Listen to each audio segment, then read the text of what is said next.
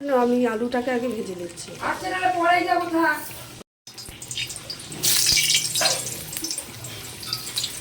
মটনের জন্য আমি আলুগুলোকে আগে ভেজে নিচ্ছি।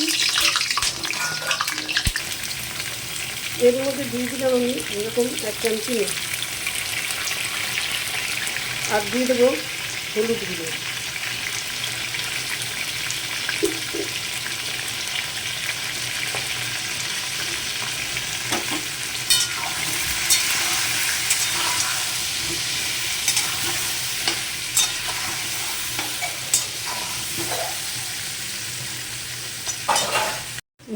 মটনটা করার জন্য আমার জিরের গুঁড়ো, হলুদ গুঁড়ো, লঙ্কার গুঁড়ো, ধনের গুঁড়ো এবং পেস্ট করা আদা, রসুন, পেঁয়াজ তিনটাকে আমি পেস্ট করে নিয়েছি। এবার এর মধ্যে দিয়ে দেবো। এর মধ্যে দিয়ে দিলাম একটু নুন, পরিমাণ মতো নুন আর কি, যেটা লাগবে।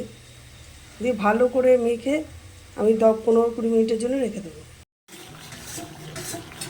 এর মধ্যে আমি একটা টমেটো দিয়ে দিলাম।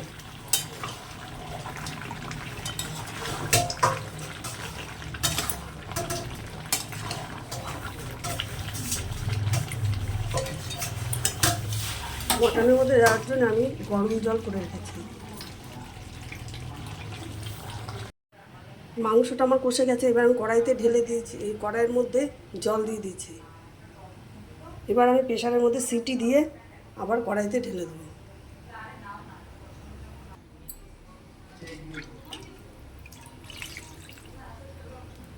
আমি প্রেশার কুকারে 2টো সিটি দিয়ে এবার আমি কড়াইতে দিয়ে দিয়েছি।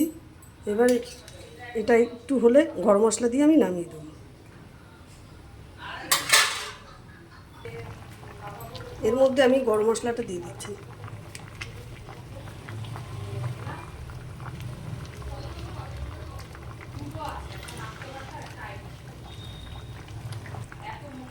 মাটনটা আমার হয়ে গেছে। এবার আমি নামিয়ে দেবো। একটু পাতলা পাতলাই রাখলাম।